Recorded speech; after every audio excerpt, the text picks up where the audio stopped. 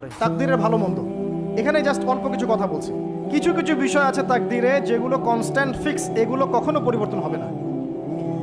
যেমন জীবন, আপনার মৃত্যু, আপনার হায়াত ইত্যাদি ইত্যাদি। কিছু বিষয় আছে যেগুলো ঝুলন্ত, মুআল্লাকা, এগুলো ভালো কাজ দিয়ে পরিবর্তন হয়, দোয়া দিয়ে পরিবর্তন হয়, নেকির কাজ দিয়ে, তাকওয়া দিয়ে পরিবর্তন হয়। যেমন কেউ যদি আত্মীয়তার সম্পর্ক বজায় রাখে, তার রিজিক বাড়বে, তার হায়াতে বরকত হবে। এই যে কোরআনের কথা বললাম, কেউ যদি কোরআন বেশি বেশি তেলাওয়াত করে, কোরআন নিয়ে বেশি বেশি গবেষণা করে, তার হায়াতে রিজিকে বারাকা আসবে। কেউ যদি প্রতিবেশীর খোঁজ খবর নেয়, পিতামাতার সেবা করে, মা না থাকলে খালার সেবা করে, তারও বারাকা আসবে। কেউ যদি বেশি বেশি দোয়া করতে থাকে, আল্লাহর কাছে প্রচুর দোয়া করে, খালি দোয়া আর দোয়ার উপর থাকে, দেখবেন ও বিপদ আপদে কম পড়বে। আর বিপদ আপদ আসলেও দেখবেন আল্লাহ পাক গায়েবী মাদাতে দেখবেন কোনো না কোনোভাবে তাকে সেভ করে ফেলছে। কারণ দোয়া দিয়ে তাকদীর পরিবর্তন হতে পারে। আর কিছু বিষয় কনস্ট্যান্ট, এগুলো পরিবর্তন হবে না। এখানে কিছু মানুষ বলেছে তাকদীর বলতে কিচ্ছু নাই, মানুষ যা করবে তাই পাবে। তাকদীর বলতে কিচ্ছু নাই, মানুষ যা কাজ করবে সেটাই মানুষ পাবে, মানে মানুষের কর্মের স্বাধীনতাই চূড়ান্ত। তাকদীর বলতে আসলে কিছু নাই। এদেরকে বলা হয় কাদারিয়া। কি বলা হয়? কাদারিয়া। নবীজি বলেছেন, এরা যদি মারা যায় জানা যায় যাবে না, এরা যদি অসুস্থ হয় দেখতেও যাবে না, এরা হচ্ছে এই উম্মতের মাজুস, অগ্নি পূজারী। এরকম মানুষ আছে তো আমাদের মধ্যে, তাকদীরে বিশ্বাস করে না, মানুষের কর্ম যা তাই হবে।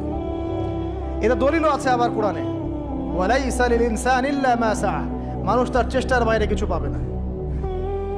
এটা হচ্ছে গরুর লেজ ছাগলের পিছনে লাগানো, আর ছাগলের লেজ গরুর পিছনে লাগানো, বাতিল কিয়াস, ইবলিসের মতো। আর একদল আছে যারা মনে করে কর্মের স্বাধীনতা বলতে কিচ্ছু নাই, তাকদীরই সব, যা আছে ভাগ্যে তাই হবে। আমার কাজের কোনো স্বাধীনতা নাই, আল্লাহ চাইলে ভালো করতে পারবো, না চাইলে পারবো না। চুরি করছি কেন? আল্লাহ তাকদীরে লিখছিলেন তাই চুরি করছি। জেনা করলাম কেন? ঘুষ খাইলাম কেন? দুর্নীতি কেন করে? আল্লাহ লিখছেন তাকদীরে তাই, আমার তো কিছু করার নাই। ওমর রাদিয়াল্লাহু আনহুর কাছে এরকম একজন ব্যক্তি আসছিলেন, একদিন বলছিলাম আমি, এসে বলছে, আমি তো চুরি করি নাই, আল্লাহ তাকদীরে লিখছেন তাই আমি চোর হয়েছি। ইবনুল খাত্তাব তিনি বললেন যে ঠিক আছে, কোনো সমস্যা নাই, যে আল্লাহ তোমার তাকদীরে লিখেছেন তুমি চুরি করবা, সে আল্লাহ আমার তাকদীরে লিখেছেন আমি তোমার হাত কেটে ফেলবো। এই আর কি। এদেরকে বলা হয় আবার জাবারিয়া। এদের নাম কি? জাবারিয়া। এদেরও দলিল আছে, আম লিল ইনসানি মা তামান্না ফালিল্লাহিল আখিরাতু ওয়াল উলা, মানুষ যা চায় তাই কি সে পাবে? আল্লাহর হাতেই সমস্ত ক্ষমতা। মানে এরা হয়েছে কি, দুইজন দুই দুয়ারে চলে গেছে। এর মাঝখানে ব্যালেন্সটা কি? তাকদীর আল্লাহর হাতে। আল্লাহ পাক তাকদীর লিখেছেন আসমান জমিন সৃষ্টির 50,000 বছর আগে, এরপরে আবার মায়ের গর্ভে যখন রূহ আসে তখনও, তারপরে লাইলাতুল কদরে তাকদীর আবার বাজেট পেশ করা হয়। কিছু বিষয়ে কনস্ট্যান্ট আর কিছু বিষয় আছে মুআল্লাকা, কাজের মাধ্যমে আপনি পরিবর্তন করতে পারবেন। আর নবী সাল্লাল্লাহু আলাইহি ওয়াসাল্লাম বলেছেন সাহাবীদেরকে যে মানুষকে যে ফলাফলের জন্য সৃষ্টি করা হয়েছে, পৃথিবীতে তার কাজ সেরকমই হবে। মানে যাকে আল্লাহ পাক জান্নাতের জন্য সৃষ্টি করেছেন, পৃথিবীতে সে সেরকমই কাজ করতে থাকবে। যাকে আল্লাহ পাক জাহান্নামের জন্য সৃষ্টি করেছেন, বা যার তাকদীরে লেখা আছে সে জাহান্নামে যাবে, পৃথিবীতে তার কাজও তেমনই হবে। সূরা লাইলের মধ্যে দলিল আছে। এই 6টা বিষয় হচ্ছে ঈমানের পিলার, মনে থাকবে ইনশাআল্লাহ। আল্লাহর প্রতি বিশ্বাস, মালায়েকা, কুতুবিহি ওয়া রুসুলিহি ওয়াল ইয়াউমিল আখির ওয়াল কদরি খায়রি ওয়া শাররি। এই 6টা পিলারকে মনে বিশ্বাস করা, মুখে স্বীকার করা, আর কাজে বাস্তবায়ন করার নাম হচ্ছে ঈমান। মনে থাকবে ইনশাআল্লাহ। মনে বিশ্বাস, মুখে স্বীকার, আর কাজে বাস্তবায়নের নাম কি? ঈমান। শুধু মনে বিশ্বাস করি, কাজ নাই, ঈমান আছে? ঈমান আছে, নামাজ পড়ি না, চলবে? চলবে না। এখানে দুইটা দল আছে, ভালো করে বোঝেন এই জায়গাটা। এক দল হচ্ছে মনে করে জাস্ট মুখে লা ইলাহা ইল্লাল্লাহ একবার বললেই জান্নাত। কথা বুঝতে পারছেন? এদেরকে বলা হয় মুরজিয়া। কি বলা হয়? মুরজিয়া, মানে শৈথিল্যবাদী। আরেক দল আছে যারা মনে করে মানুষ কবিরা গুনাহ করলেই কাফের হয়ে যায়, এদেরকে বলা হয় খারেজি। কি বলা হয়? খারেজি। পৃথিবীতে যত দেশে দেশে এই যে জঙ্গিবাদ ছড়িয়ে পড়েছে, এর মূল আকীদা হচ্ছে এই যে খারেজি আকীদা। যারা মনে করে যে কেউ যদি কবিরা গুনাহ করে কাফের হয়ে যাবে, অতএব তাকে মারা জায়েজ আছে, এই জন্য তাকে মারা, তার রক্তকে হালাল মনে করা, তার সম্পদ লুটে নেওয়া, এগুলো ওরা জায়েজ মনে করে, নেকির কাজ মনে করে। এটা খারেজি আকীদা। আর মাঝখানের আকীদা হচ্ছে আহলে সুন্নাহ ওয়াল জামায়াতের আকীদা। সেটা হচ্ছে মনে বিশ্বাস, মুখে স্বীকৃতি, ঠিক আছে, এটা বেস। আর কাজ হচ্ছে ফুরু বা শাখা। কাজ করতে গিয়ে কারো ভুল ত্রুটি ভালো মন্দ হতে পারে, যদি কেউ কবিরা গুনাহ করে ফেলে তার জন্য তওবার দরজা খোলা আছে, সে কাফের হয়ে যাবে না, হায়েস্ট সে বরং ফাসেক বা জালেম হতে পারে। এই অবস্থায় মারা গেলে আল্লাহ তার বিচার করবে। এই হচ্ছে আহলুস সুন্নাহ ওয়াল জামায়াতের আকীদা। এরপরে ওই ব্যক্তি বলেন আপনি সত্য বলেছেন। আবার প্রশ্ন করলেন আখবিরনি আনিল ইহসান, ইহসান কাকে বলে? নবীজি উত্তর দিলেন আল ইহসান আন তা'বুদাল্লাহা কাআন্নাকা তারাহ। তিনি বললেন ইহসান হচ্ছে তুমি এমনভাবে আল্লাহর ইবাদত করবে যেন তুমি আল্লাহকে দেখতে পারছো। ওয়া ইল্লাম তাকুন তারা ফাইন্নাহু ইয়ারাক, তুমি যদি আল্লাহকে দেখতে না পারো বিশ্বাস রাখবে আল্লাহ তোমাকে দেখছেন। এই যে এই কনসিয়াসনেস, আল্লাহ কনসিয়াসনেস নিয়ে ইবাদত করার নাম হচ্ছে ইহসান। ইহসান যে ব্যক্তি আয়ত্ত করতে পারবে সে হবে মুহসিন, মুসলিম, মুমিন, মুত্তাকি, মুহসিন, একদম হাইয়েস্ট লেভেল। তাহলে এই হচ্ছে ইহসান। ইহসান যার মধ্যে থাকবে সে কিন্তু পাপ করতে পারে না খুব একটা। খেয়াল করে দেখেন, আন তা'বুদাল্লাহা কাআন্নাকা তারা, তুমি এমনভাবে আল্লাহর ইবাদত করবে যেন তুমি স্বয়ং আল্লাহকে দেখতে পারছো। আল্লাহকে যদি কেউ দেখতে পারতো সে কি কখনো আল্লাহর বিরুদ্ধে যেতে পারতো? এই বিষয়টাই হচ্ছে ইহসান। আর আল্লাহকে কেউ এই দুনিয়ায় খালি চোখে দেখতে পারবে না। এই জন্য আল্লাহ রাসূল বলেছেন যে ওয়া ইল্লাম তাকুন তারা, তুমি যদি তাকে দেখতে না পারো ফাইন্নাহু ইয়ারাক, তিনি তোমাকে অবশ্যই দেখছেন। আল্লাহকে হাজির নাজির জেনে ইবাদত করতে হবে। আল্লাহ পাক তৌফিক দান করুন, আমিন। প্রত্যেকটা কাজ, নামাজ, রোজা, হজ, যাকাত, জিকির, আজকার, তাসবিহ, তাহলিল, সব কিছু, ব্যবসা বাণিজ্য, চাকরি বাকরি যা আছে সব আল্লাহকে হাজির নাজির জেনে করলে মানুষ হারাম থেকে বেঁচে থাকতে পারবে ইনশাআল্লাহ। চতুর্থ প্রশ্ন করেছেন এই ব্যক্তি, আখবিরনি আনিস সাআহ, আমাকে কিয়ামত সম্পর্কে বলুন। নবীজি বলছেন মাল মাসউলু আনহা বিআ'লামা মিনাস সাইল, এই ব্যাপারে প্রশ্নকারী আর যে উত্তরদাতা এর বেশি কেউ কিছু জানে না। যাকে জিজ্ঞেস করা হচ্ছে আর যে জিজ্ঞাসা করছে তাদের জ্ঞান সমান। আমি আসলে জানি না কবে কিয়ামত হবে। কেউ জানে কবে কিয়ামত হবে? সূরা লুকমানের শেষে আছে না, ইন্নাল্লাহা ইনদাহু ইলমুস সাআহ ওয়া ইউনাজ্জিলুল গায়থ ওয়া ইয়ালামু মা ফিল আরহাম ওয়া মা তাদরি নাফসুম বিআই মাযা তাকসিবু গাদা ওয়া মা তাদরি নাফসুম বিআই আরদিন তামুত। পাঁচটা বিষয় আল্লাহ ছাড়া কেউ জানে না। কিয়ামত কবে হবে, বৃষ্টি কখন কোথায় বর্ষিত হবে, আগামীকাল কোন নফস কি অর্জন করবে কি হারাবে, কার মৃত্যু কোথায় হবে, এগুলো আল্লাহ ছাড়া কেউ জানে না। তো এই জন্য তিনি বলেছেন মাল মাসউলু আনহা বিআ'লামা মিনাস সাইল, এই বিষয়ে জিজ্ঞাসিত ব্যক্তি প্রশ্নকারীর চেয়ে বেশি জানে না।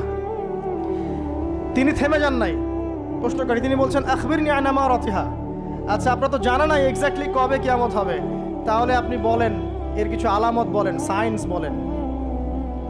নবীজি বললেন দুইটা মাত্র, একটা হচ্ছে আউযু বিকালিমাতিল্লাহি তাম্মাতি মিন শাররি মা খালাক, এই দোয়াটা আউযু বিকালিমাতিল্লাহি তাম্মাতি মিন শাররি মা খালাক, তিনবার, সকালে 3, সন্ধ্যায় 3, 6। আরও আছে 7, হাসবি আল্লাহ লা ইলাহা ইল্লা হু আলাইহি তাওয়াক্কালতু ওয়া হুয়া রাব্বুল আরশিল আযীম, সকালে সন্ধ্যায় 7 বার করে। কয়বার করে? 7 বার করে। মনে থাকবে না, ভুলে যাবেন, ওই যে রেকর্ডিং দেখে নিয়েন। 7। 8 নাম্বার 3 বার, সকালে 3, রাত্রে 3, রাদিতু বিল্লাহি রাব্বান ওয়া বিল ইসলামি দীনান ওয়া বিমুহাম্মাদিন নাবিয়্যা। 8। 9 দরুদ শরীফ, আল্লাহুম্মা সাল্লি আলা মুহাম্মাদ ওয়া সাল্লিম, এতটুকু, আল্লাহুম্মা সাল্লি আলা মুহাম্মাদ ওয়া সাল্লিম, অথবা আল্লাহুম্মা সাল্লি ওয়া সাল্লিম আলা নবিয়িনা মুহাম্মাদ, সকালে 10, রাত্রে 10। আর একটা হচ্ছে সূরাতুল কাফিরুন। কোন সূরা? সূরা কাফিরুন, রাত্রেবেলা পড়বেন। এছাড়া আরও অনেক আমল আছে যেগুলো এক লেকচারে বলা সম্ভব না। এই আমলগুলো নিয়মিত করলে, এই যে চোখ লাগা বলেন, আর এই বদনজর বলেন, আপনার জিন শয়তানের অনিষ্ট বলেন, বা তাবিজ কবজ বলেন, এই যে বানটোনা বলেন, কবিরাজের তন্ত্রমন্ত্র বলেন, ঠিক আছে, দৃশ্য অদৃশ্যের কোনো অনিষ্ট ইনশাআল্লাহ তাআলা আপনার কোনো অনিষ্ট করতে পারবে না ইনশাআল্লাহ।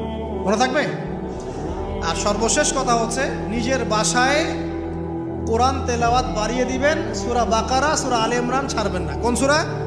সূরা বাকারা, সূরা আলে ইমরান। সূরা বাকারা, আলে ইমরান যে বাসায় তেলাওয়াত করা হয় শয়তান সেখান থেকে পালিয়ে যাবে ইনশাআল্লাহ। ঠিক আছে? আল্লাহ পাক আমাদের সবাইকে এই আমলগুলোর মধ্য দিয়ে রাতকে এনজয় করার তৌফিক দান করুন, এবং এভাবেই আমাদের জীবনের প্রতিটা রাতকে উপভোগ করার তৌফিক দান করুন। আর একটা দোয়া শিখাই দেই ইনশাআল্লাহ, এই দোয়া করলে রিজিক তো বাড়বেই ইনশাআল্লাহ। আপনার যত ঋণ আছে ইনশাআল্লাহ আল্লাহ পাক শোধ করে দিবেন। বিশ্বাস করলেন না? এই দোয়া শিখাই দিচ্ছি, এজন্য আমাকে হাদিয়া দেওয়া দরকার, স্পেশালি আমাকে এখন হাদিয়া দেওয়া দরকার। এটা গুরুত্বপূর্ণ দোয়া শিখাই দিচ্ছি। আলী রাদিয়াল্লাহু আনহু বলেছেন, কোনো ব্যক্তির যদি পাহাড়ের সমানও ঋণ থাকে, এই দোয়া যদি আমল করে, আল্লাহ পাক ওই ঋণও শোধ করে দিবেন ইনশাআল্লাহ। আর ঋণ কেমন জানেন? ওই যে এখন মানুষ ঋণ নিচ্ছে 1 কোটি টাকা ব্যাংক থেকে, 2 কোটি টাকা ব্যাংক থেকে, হ্যাঁ, কত বছর, 10 বছরের জন্য, 20 বছরের জন্য বাড়ি করছে, তাই না? তার ধারণা এমন যে সে মারা গেলে তার ঋণটা কেউ না কেউ শোধ করে দিবেই দিবে, তাই তো?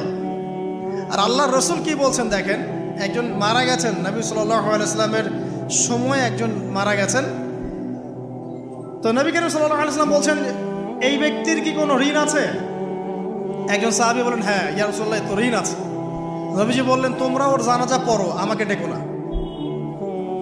তোমরা ওর জানাজা পড়ে নাও, আমি জানাজা পড়তে চাচ্ছি না। আমি এখন কেমন করে আপনাকে বুঝাবো ঋণ কত ভয়ঙ্কর জিনিস। আপনি যে ব্যাংক থেকে 3-4 কোটি টাকা লোন নিয়ে রাখছেন, লাখ লাখ টাকা লোন নিয়ে বসে আছেন, দিব্যি সুখে বসে আছেন, এমন চিন্তায় যে আপনার মৌত হবে না। আর নবী সাল্লাল্লাহু আলাইহি ওয়াসাল্লাম সময়ে একজন মারা যাচ্ছেন, তিনি বলছেন তোমরা জানাজা পড়ে নাও, আমি জানাজা পড়তে চাচ্ছি না।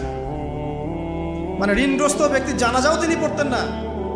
তারপরে একজন এসে বললেন, ইয়া রাসূলুল্লাহ, আমি তার ঋণ শোধ করে দিব, তার যা ঋণ আছে আমি শোধ করে দিব।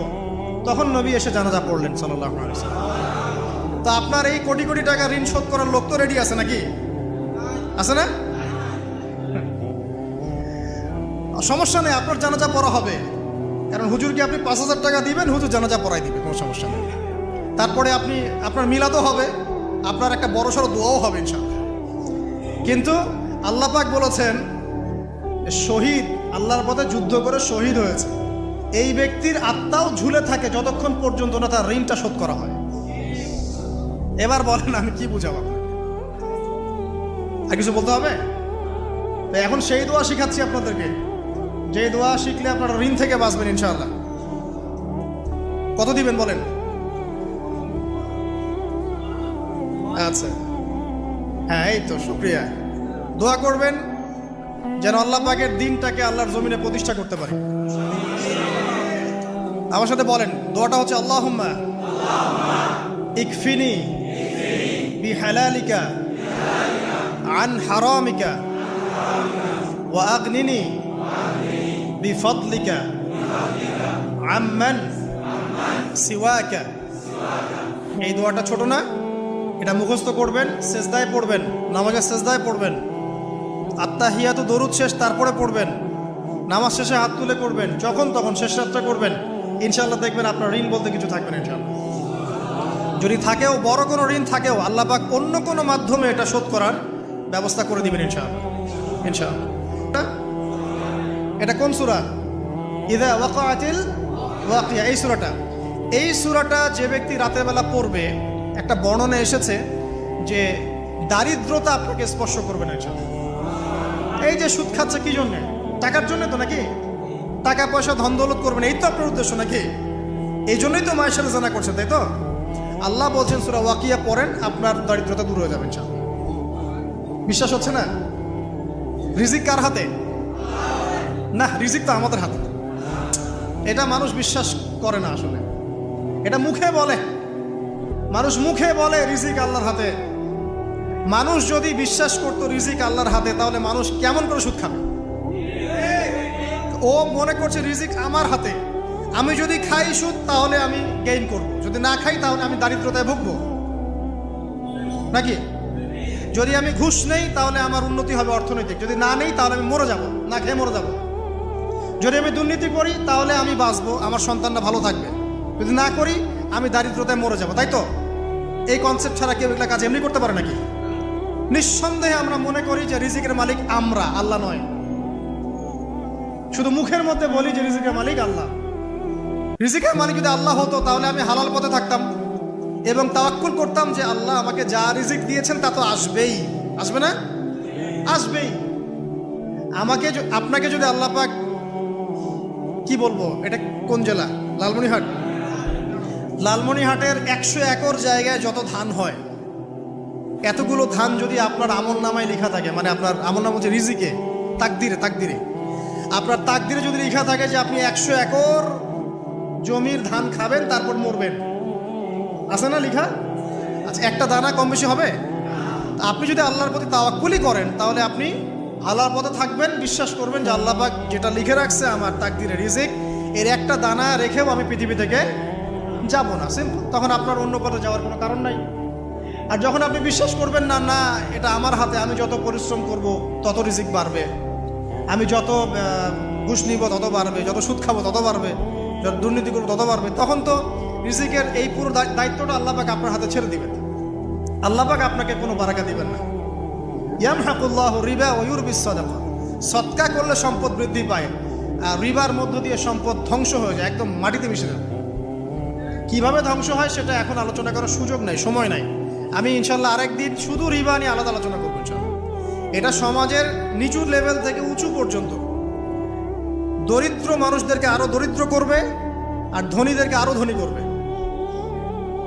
সম্পদ এক শ্রেণীর মানুষের হাতে গিয়ে জমা হয়ে যাবে, সবার হাতে সম্পদ এভাবে সার্কুলেট করতে থাকবে না। আর যখন আপনি জাকাত ভিত্তিক অর্থনীতি চালু করবেন, সদকা করবেন, হালালে থাকবেন, ব্যবসা করবেন, তখন সম্পদ এক হাত থেকে আরেক হাতে ঘুরতে থাকবে। এটা এমনি বুঝবেন না, ইনশাআল্লাহ আরেকদিন বুঝাবো। আসেন, যে দারিদ্রতা দূর করতে চান, সচ্ছলতা চান, কয়েকটা কাজ করেন। এই যে বললাম, 1 নাম্বার সূরাতুল ওয়াকিয়া তেলাওয়াত করেন, 5 ওয়াক্ত নামাজ জামাতে পড়েন, ডেইলি কিছু সময়ের জন্য কোরআন তেলাওয়াত করেন, আর আল্লাহর কাছে রিজিক চান, জিকির বেশি বাড়ায় দেন। পারবেন না ইনশাআল্লাহ? তো রাত সংক্রান্ত নবী সাল্লাল্লাহু আলাইহি ওয়াসাল্লামের বেশ কিছু আমল আছে। এই আমলগুলো আল্লাহ পাক আমাদের সবাইকে করার তৌফিক দান করুন, আমিন। তার মধ্যে প্রথম আমলটা হচ্ছে, সূর্য ঢলে গেলে নবী করিম সাল্লাল্লাহু আলাইহি ওয়াসাল্লাম মাগরিবের সালাত আদায় করতেন, এবং সালাত আদায় করার পর নবী সাল্লাল্লাহু আলাইহি ওয়াসাল্লাম পুরো রাতের জন্য কিছু ইবাদত করতেন। তার মধ্যে অন্যতম হচ্ছে একবার আয়াতুল কুরসি তেলাওয়াত করা। আমাদের মধ্যে আয়াতুল কুরসি সবাই জানি তো? কোন সূরার কত নম্বর আয়াতকে আয়াতুল কুরসি বলে? সূরা বাকারার 255 নম্বর আয়াত। মাশাআল্লাহ। আয়াতুল কুরসির ব্যাপক ফজিলত আছে। যে ব্যক্তি প্রত্যেক ফরজ নামাজের পর, প্রত্যেক ফরজ সালাতের পরে যে ব্যক্তি আয়াতুল কুরসি তেলাওয়াত করবে, নবী করিম সাল্লাল্লাহু আলাইহি ওয়াসাল্লাম বলেছেন, সেই ব্যক্তির জান্নাতে যাওয়ার জন্য শুধু এতটুকু বাধা, সেটা হলো তার মউত। তার মৃত্যু হয়ে গেলেই ইনশাআল্লাহ সে জান্নাতে চলে যাবে। রাতের বেলা ঘুমানোর সময়ও আয়াতুল কুরসি তেলাওয়াত করতে হয়। এই হাদিসের রাবি হচ্ছেন আবু হুরায়রা রাদিয়াল্লাহু তাআলা আনহু, যাকে নবী সাল্লাল্লাহু আলাইহি ওয়াসাল্লাম গনিমতের মাল পাহারা দেওয়ার দায়িত্ব দিয়েছিলেন। তো প্রথম রাতে আবু হুরায়রা রাদিয়াল্লাহু আনহু লক্ষ্য করলেন যে মাল চুরি করার জন্য একজন এসেছে। তিনি চোরকে ধরলেন। চোর খুব অনুনয় বিনয় করলো যে আমার অবস্থা খুব খারাপ, খুব দরিদ্র, আমাকে ছেড়ে দাও। আবু হুরায়রা রাদিয়াল্লাহু আনহু তাকে ছেড়ে দিলেন। পরের রাতে সেই চোর আরও একবার আসলো, তিনি আবার তাকে ধরলেন, আবারও ছেড়ে দিলেন। তৃতীয় রাতে তিনি তাকে ধরলেন এবং বললেন, এবার তোমাকে আমি ছাড়ব না।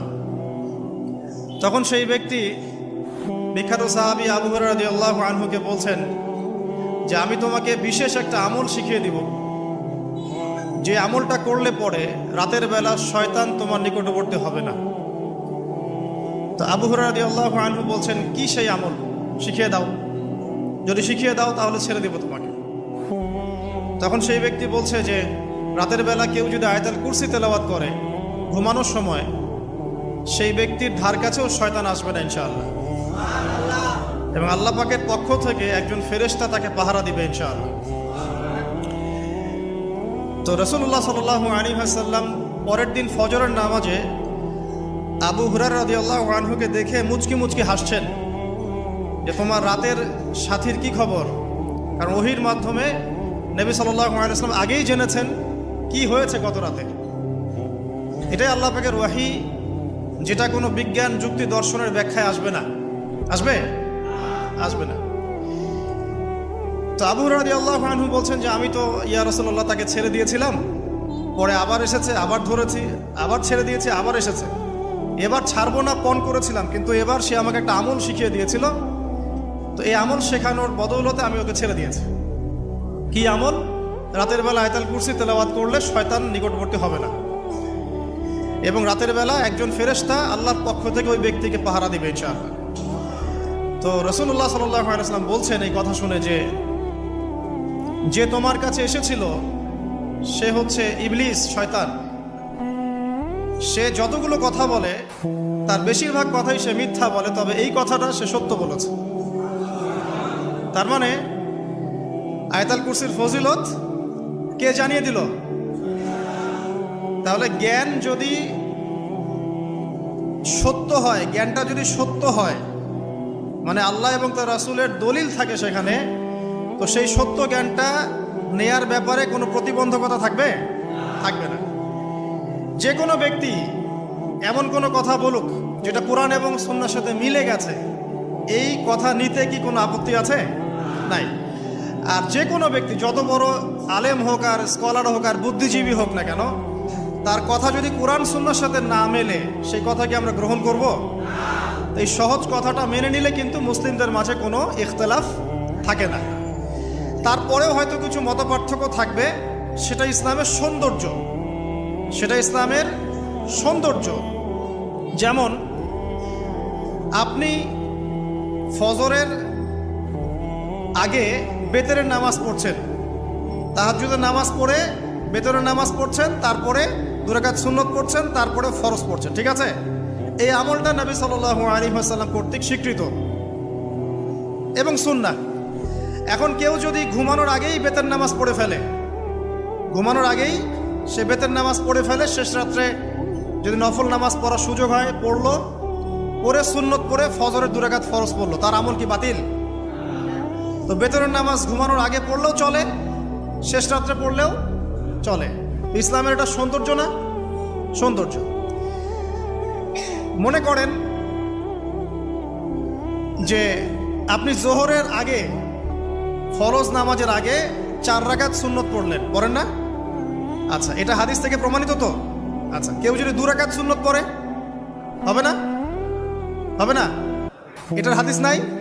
আচ্ছা, তাহলে এটা সৌন্দর্য না? এটা সৌন্দর্য। কখন এটা আমল করলেন, কখন ওইটা আমল করলেন। আচ্ছা, এরকম বলতে গেলে রাত শেষ হয়ে যাবে আসলে।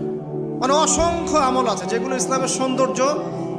রাসূলুল্লাহ সাল্লাল্লাহু আলাইহি ওয়াসাল্লাম সাহাবায়ে কেরামের যুগে এভাবেই সাহাবীরা আমল করেছে। আর এখন কি হয়েছে, আমরা যে হাতির 7 কান আর হাতি দেখার গল্প আছে না, কেউ বলেছে হাতি হচ্ছে খাম্বার মতো, কেউ বলেছে কুলার মতো। আসলে পুরো হাতি সম্পর্কে এদের কারোই ধারণা ছিল না। আমাদের সমস্যা হচ্ছে আমরা ইসলামের অংশ বিশেষকে ফলো করি, এর বাইরে কিছু পেলে আমরা মনে করি সেটা আর ইসলামে নাই। তাই হয় না? আমি যতটুকু জানি বুঝি এতটুকু আমল করি, এর বাইরে যদি কোনো দলিল থাকেও সেটা মানার ব্যাপারে আমাদের আগ্রহ থাকে না। তখনই কিন্তু ইসলামকে নিয়ে আমরা এই যে দলীয়করণে চলে যাই, আর আস্তে আস্তে মুসলিম উম্মার ঐক্যটা নষ্ট হয়। ঐক্য নষ্ট হতে হতে আজকে কি অবস্থা এটা তো দেখতেই পাচ্ছি। তো আগে ওই জায়গাটা শেষ করি। নবী করিম সাল্লাল্লাহু আলাইহি ওয়াসাল্লাম রাতের বেলা এই আমলটা করতেন। কি করতেন?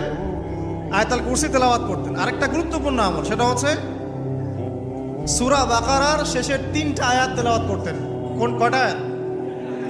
কোন কোন হাদিসে আছে 2টা আয়াত। এই যে 3টা আয়াত কোন হাদিসে, আবার কোন হাদিসে 2টা আয়াত। কেউ যদি 2টা পড়ে তার আমল কি বাতিল হবে? আর যদি কেউ 3টা পড়ে আরো ভালো, উত্তম। ঠিক আছে, তো শেষের 3টা আয়াত হচ্ছে লিল্লাহি মা ফিস সামাওয়াতি, এখান থেকে নিয়ে ফানসুরনা আলাল কওমিল কাফিরিন পর্যন্ত। নবী সাল্লাল্লাহু আলাইহি ওয়াসাল্লাম বলেছেন রাতের বেলা কেউ যদি এই আমলটুকু করে, শুধু এতটুকুই পড়ে, সূরা বাকারার শেষের 3টা আয়াত বা 2টো আয়াত, সারা রাতের জন্য যথেষ্ট হয়ে যাবে ইনশাআল্লাহ। মানে সারা রাত নফল পড়লে যে নেকি হইতো, আপনার এই আমলটা করলে সে নেকি হয়ে যাবে ইনশাআল্লাহ। এবং আরেকটা ব্যাখ্যা হচ্ছে সারা রাতের দৃশ্য অদৃশ্যের যে ক্ষতি আছে, দৃশ্য অদৃশ্যের অনেক ক্ষতি আছে, এগুলো এখনকার সায়েন্স বিশ্বাস করে না। আর সায়েন্স বিশ্বাস করে না বলে যে আমরা বিশ্বাস করবো না এমনটাও নয়, ঠিক আছে?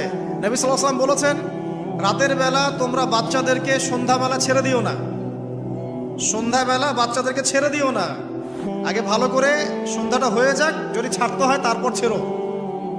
তারপর রাতের রাত যখন গভীর হবে তখন তোমরা এলোপাথালি ঘোরাফেরা করো না, রাস্তাঘাটে বনে জঙ্গলে ঘোরাফেরা করো না। কারণ এই সময় এমন কিছু মাখলুককে আল্লাহ পাক ছেড়ে দেন যাদেরকে তোমরা দেখো না। এখন বিজ্ঞান যেটা প্রমাণ করতে পারে নাই, এটা কি বিজ্ঞানের ব্যর্থতা না ইসলামের ব্যর্থতা? যদি বৈজ্ঞানিকভাবে আপনি প্রমাণ করতে না পারেন তাহলে সেটার কোনো অস্তিত্ব নাই। এই কথাটাকে ডাহা মিথ্যা কথা।